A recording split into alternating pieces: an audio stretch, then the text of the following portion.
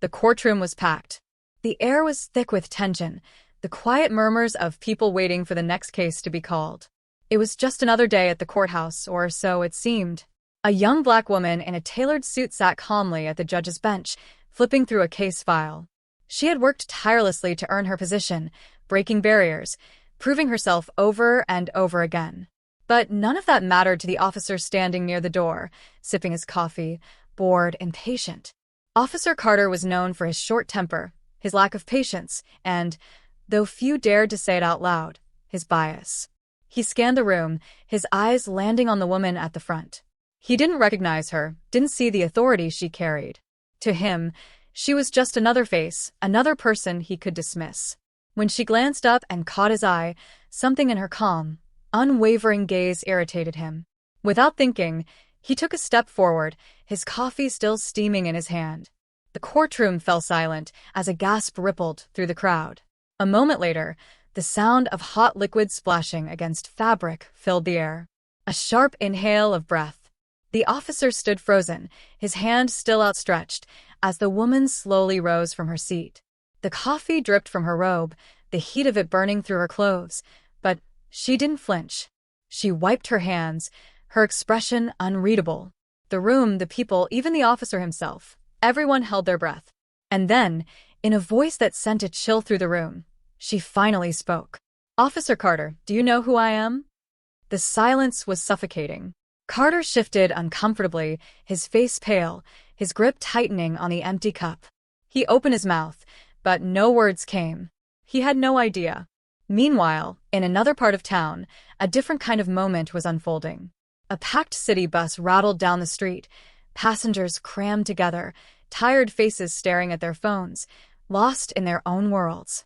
Among them, 17-year-old Jamal sat near the front, headphones in, staring out the window. He had a lot on his mind: college applications, his part-time job, the weight of expectations. Then, out of the corner of his eye, he saw her, a woman, visibly pregnant, struggling to stand as the bus swayed. No one moved. No one even looked up. Without hesitation, Jamal pulled out his earbuds and stood. "Ma'am, you can take my seat," he said, offering a small smile. The woman blinked in surprise, her eyes flicking around as if expecting someone else to have spoken. When she realized he was talking to her, she hesitated before nodding gratefully. "Thank you," she said, sinking into the seat with a relieved sigh. Jamal gave a quick nod, gripping a handrail as the bus lurched forward. A few passengers watched the exchange, but quickly went back to their own business.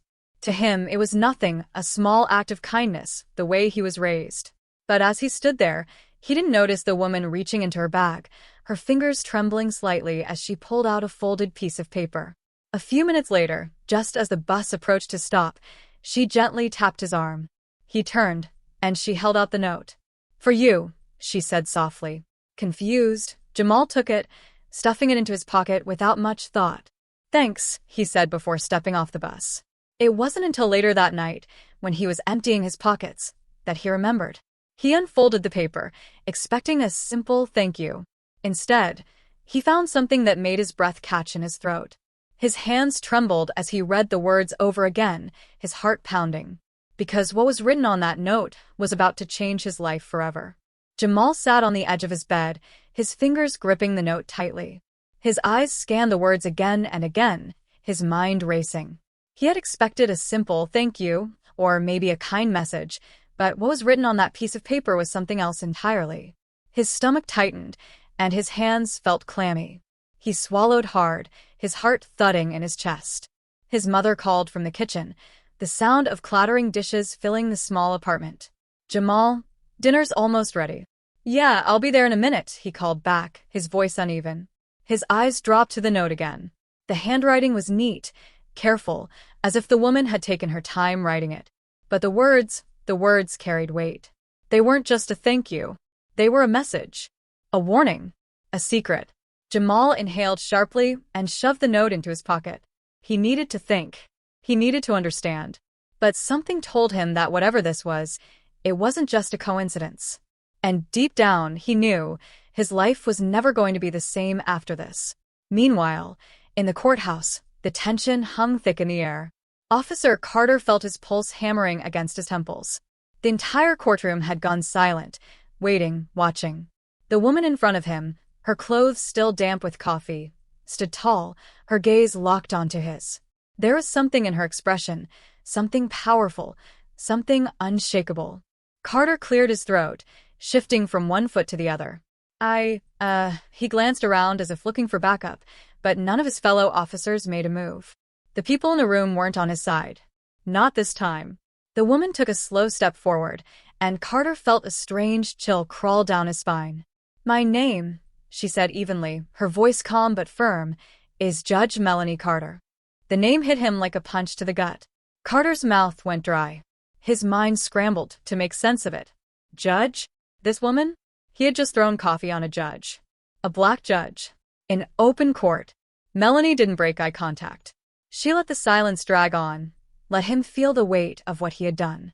Then, in a voice that carried through the room like a wave, she spoke again.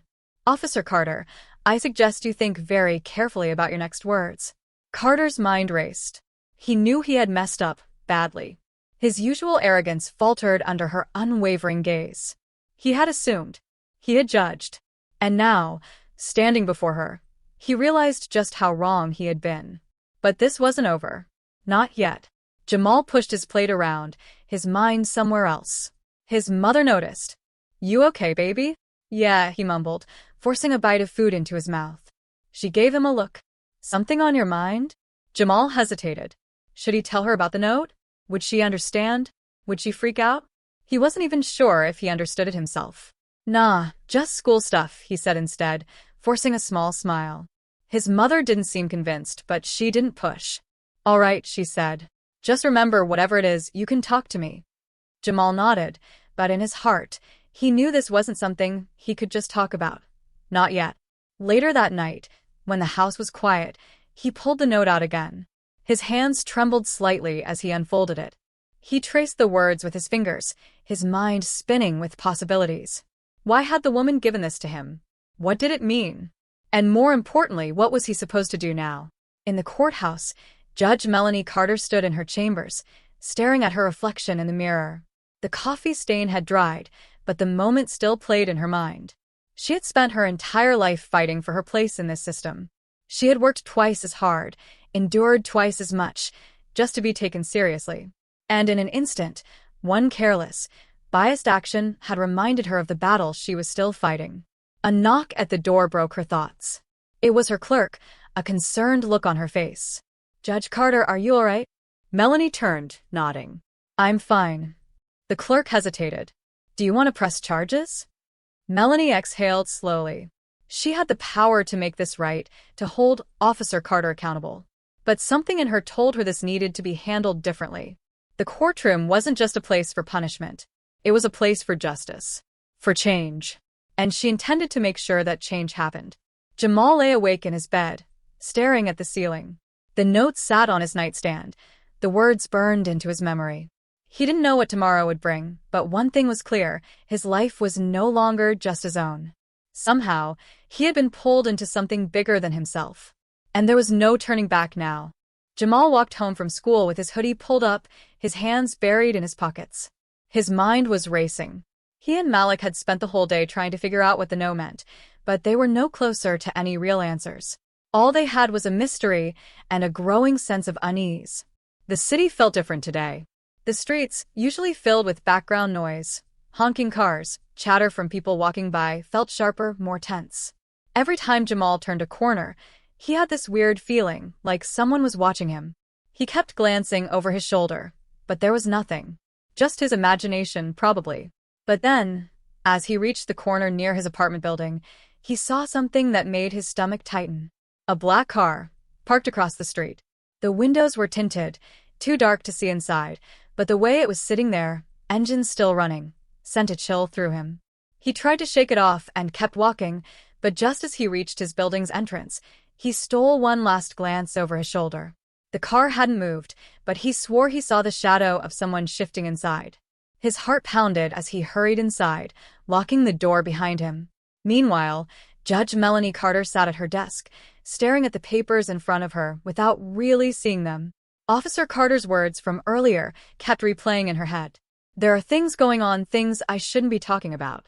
She had spent years dealing with cases of corruption, exposing people who thought they were untouchable. But something about this felt different. This wasn't just about a cop who lost his temper in a courtroom. This was bigger. Her phone buzzed, pulling her out of her thoughts.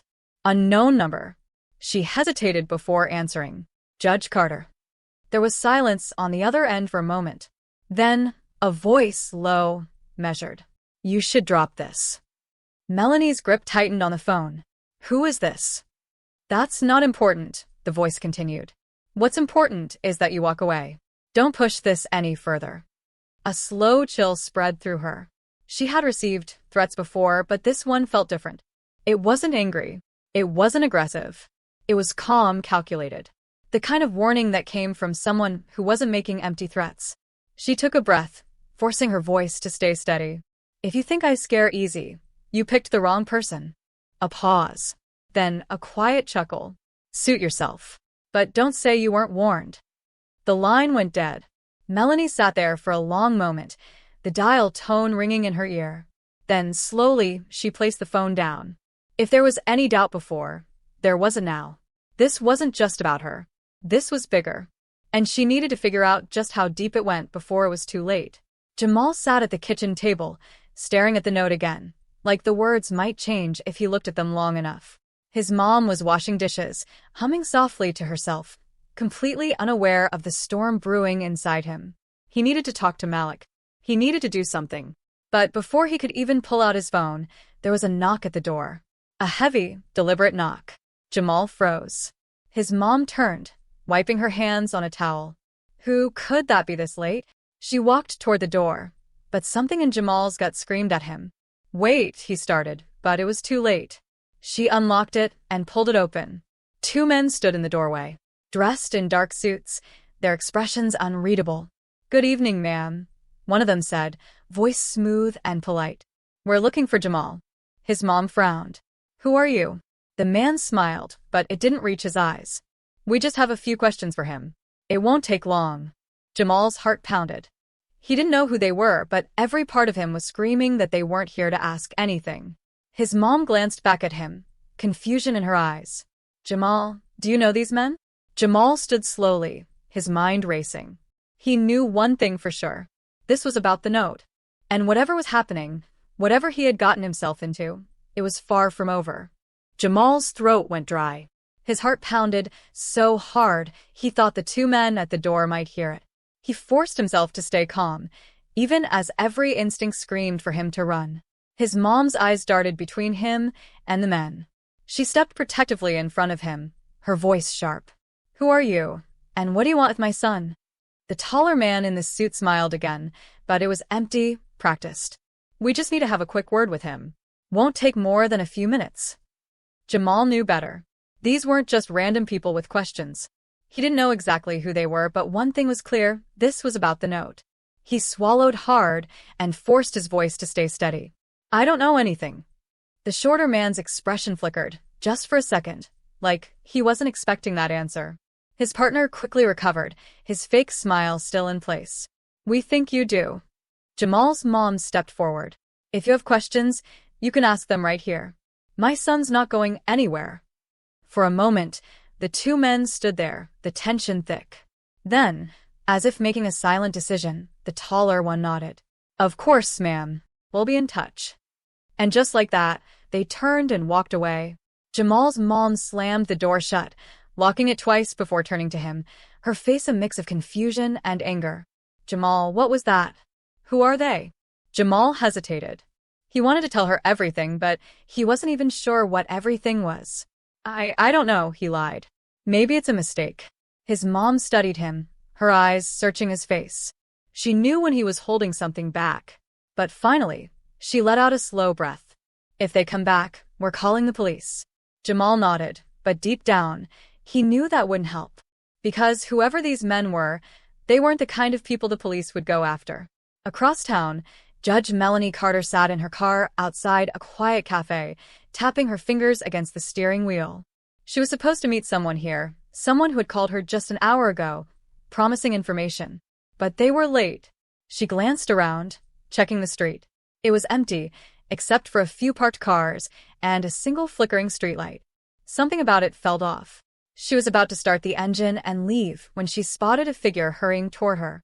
A man, mid-40s, disheveled, looking over his shoulder like he was being followed. He reached her car and knocked on the window. Melanie rolled it down just enough to hear him. "You have information for me?" The man nodded quickly, glancing around.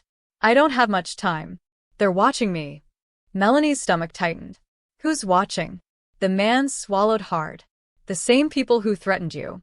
They're bigger than you think, Judge Carter. It's not just about one bad cop or one mistake in a courtroom. This goes deeper." Melanie studied him carefully. "How deep?" The man exhaled sharply, glancing over his shoulder again.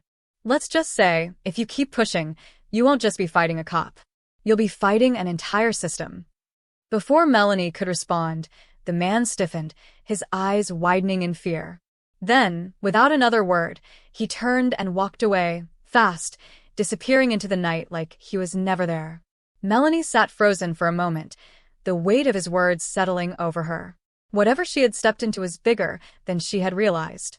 And now, she wasn't sure if she could stop it.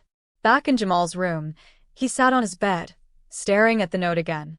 His phone buzzed. It was Malik. "Yo." Malik's voice came through urgent. "We got a problem." Jamal tensed. "What happened?" "I found out who that woman on the bus was." Jamal sat up straighter. "Who?" Malik hesitated. "She's missing." A cold chill ran down Jamal's spine. "What do you mean, missing?" "She didn't show up to work today. Nobody's seen her since yesterday. And bro," Malik's voice dropped lower, "she was a lawyer."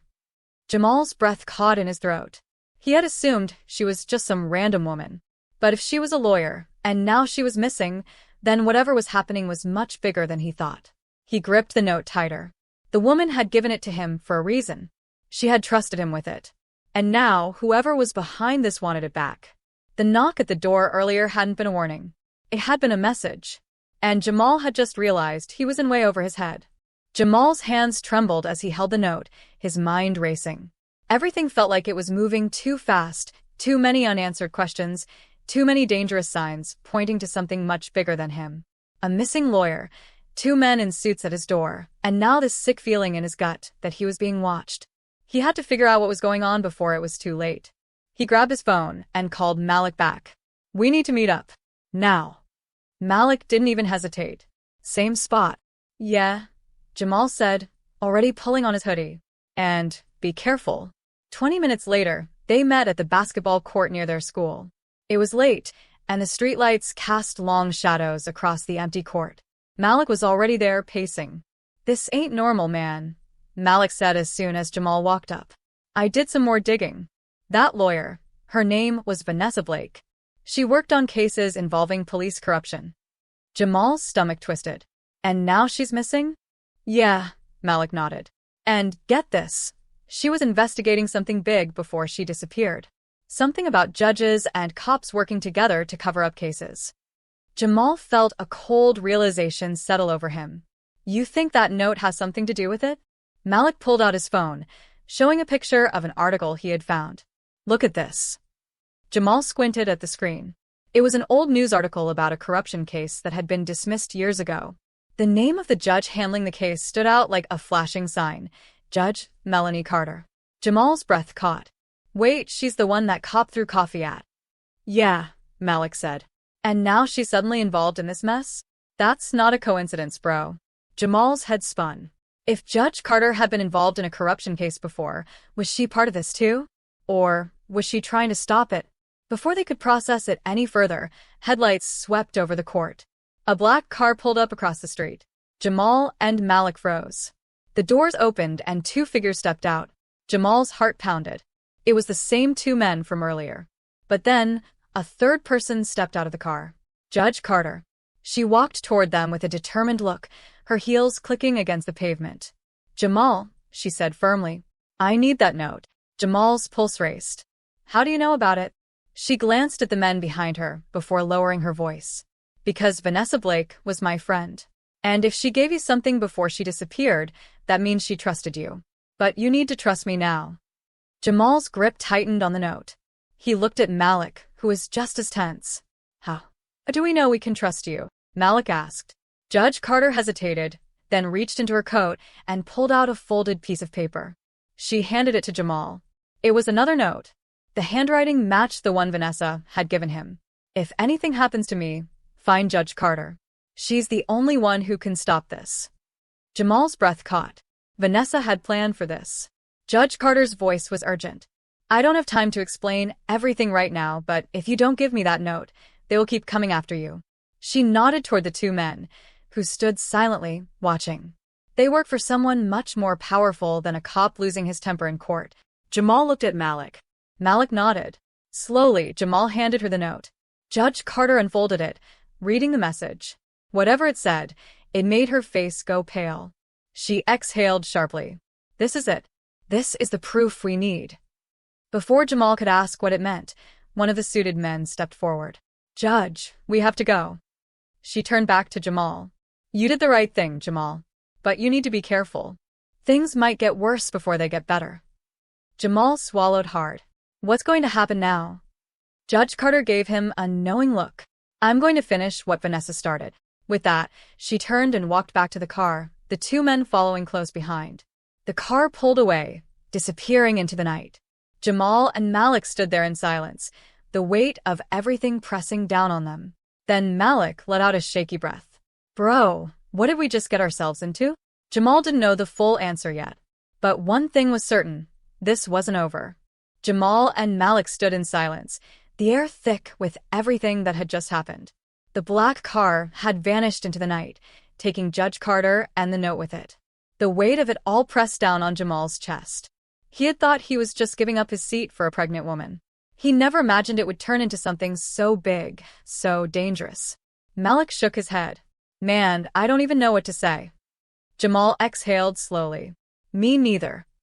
They walked out of the basketball court, their usual spot now feeling different.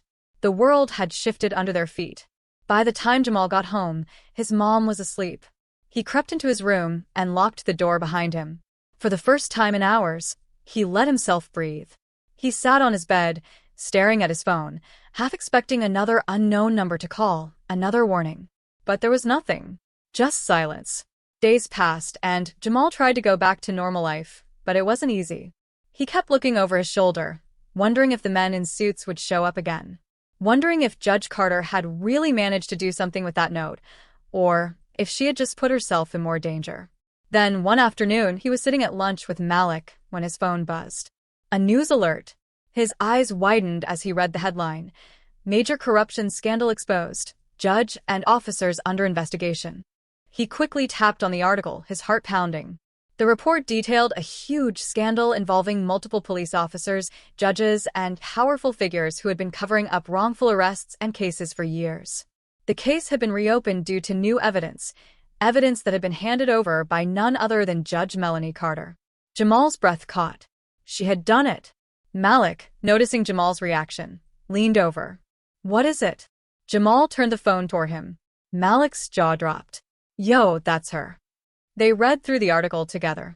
The report didn't mention Vanessa Blake by name, but it was clear that her work had been what led to this moment. And now, thanks to that note, the one she had trusted Jamal with, the truth had finally come out. Malik shook his head, still in shock. Bruh, you were this close to some serious stuff. Jamal let out a breath. I know. A strange mix of relief and sadness settled over him. He was glad the truth was out. But at what cost? Vanessa Blake was still missing. Judge Carter had put herself in danger. And the people behind this, they weren't going to go down quietly. But at least it was a start. The next few days were filled with news updates, arrests, and public outrage. The city was buzzing with the fallout. Jamal kept expecting to hear from Judge Carter, but she never called. He figured she had done what she needed to do and moved on. Then, one evening, as he was leaving school, his phone buzzed again. A message. Unknown number. You did good, Jamal. She would have been proud. Jamal stared at the screen, his heart skipping a beat. He didn't know who had sent it. Maybe Judge Carter. Maybe someone else. But the meaning was clear. Vanessa Blake might not be here to see it, but what she had started wasn't in vain. Jamal took a deep breath and slipped his phone back into his pocket. Maybe he wasn't a hero. Maybe he hadn't done much. But he had done something. And sometimes that was enough. The courtroom remained frozen in shock. Officer Reynolds stood stiff, his grip tightening around the empty coffee cup as his mind raced. His face drained of color. The woman he had just assaulted wasn't just any courtroom visitor. She was Judge Melanie Carter, one of the most respected judges in the district. The weight of what he had done settled in his chest like a brick, but there was no undoing it now. Judge Carter took a slow breath, her expression unreadable. She wiped the remaining coffee from her cheek, the burn leaving a faint red mark on her skin. She didn't lash out, didn't demand his immediate arrest. She didn't have to. The room itself did the talking. Every eye was on Reynolds, their silent judgment louder than any outburst. Before anyone could react further, the doors creaked open again, and all heads turned. A young black teen hesitantly stepped forward, his hands gripping a folded piece of paper. He was nervous, unsure why the air in the courtroom felt so heavy, but he was here for a reason. Judge Carter shifted her gaze to the boy, softening just a bit. "Come forward," she said, her voice steady despite the moment of chaos before. The teen took a deep breath and approached the bench. His name was Jamal. Just the day before, he had done something simple, something that felt natural to him, but in a world often divided by differences, it stood out. He had given up his bus seat to a pregnant white woman who had been struggling to stand. She had thanked him with a warm smile, but before she got off the bus, she had pressed a note into his hand and whispered, "Read it when you get home." And now here he was. Judge Carter reached out as Jamal handed her the note. She unfolded the paper carefully and read the words written in neat, careful handwriting. "Dear young man, I don't know if you realize what you did today, but I wanted to know it meant more than just a kind gesture. My husband was raised to believe people like you were dangerous, but today I saw proof that kindness has no color. When I told him about you, it made him think. It made him question. And sometimes, change starts with just a small moment. Thank you for being that moment." Silence filled the courtroom as Judge Carter took in the words. Jamal looked at her anxiously, unsure of what she would say. She set the note down gently on her desk and looked at him with something warm in her eyes. "Kindness," she said, her voice echoing in the silent room. "It can break down walls we never thought possible." Jamal swallowed and nodded. He hadn't thought much about what he had done. It had just felt right. But now, standing here, he realized that even small actions had power. The tension in the room shifted. What had started as a moment of injustice, an officer blinded by his own prejudices, was now contrasted by a simple act of humanity. Judge Carter finally turned her gaze back to Reynolds, who stood motionless, awaiting his fate. She didn't yell. She didn't rage. Instead, she spoke in the same even, powerful tone she always did. "Officer Reynolds," she said, "you let anger, assumptions, and hate cloud your judgment. And today, you've made a mistake that can't be ignored." Reynolds opened his mouth, but no words came out. There was nothing to say. "I could hold you in contempt," Judge Carter continued. "I could have you arrested immediately. But I won't." The room tensed. Some people looked surprised, others disappointed. But Judge Carter wasn't done. Because real justice isn't just about punishment. It's about correction. It's about change. She leaned forward, locking eyes with the man who had disrespected her without even knowing who she was. "You'll be held accountable. You will answer for what you've done. But more importantly, you will be required to learn from it." Reynolds exhaled sharply, as if he had been holding his breath. He started, but his voice cracked. The weight of it all, the embarrassment, the realization, the consequences, was too much. Judge Carter straightened. "You will undergo sensitivity training. You will work within the community you so often judge from a distance. And you will stand before this court again, not as a man of power, but as a man willing to change. If you fail, make no mistake, you will no longer wear that badge." The officer nodded stiffly, his jaw tight. It wasn't the immediate punishment some had expected, but in many ways it was worse. Because it meant facing the very people he had spent years looking down on. Jamal watched everything unfold, the notes still pressed in his hands. He realized now that change didn't always happen in big, dramatic moments. Sometimes it started with something as small as a seat on a bus. Sometimes it was in a note passed from one hand to another. And sometimes It was in a judge's firm but steady words, forcing someone to see the world differently. As the court dismissed for the day, people left with something to think about. Officer Reynolds, shaken but silent, walked away knowing his life would never be the same. Jamal, clutching the note, stepped out into the bright afternoon, feeling lighter than before. And Judge Carter, the faint sting of coffee still lingering on her skin, sat back in her chair, knowing she had done what she always aimed to do, deliver justice, not just by law, but by truth. Because at the end of the day, justice wasn't just about punishment. It was about making sure people walked away better than they were before. And sometimes, all it took was one moment to start the change.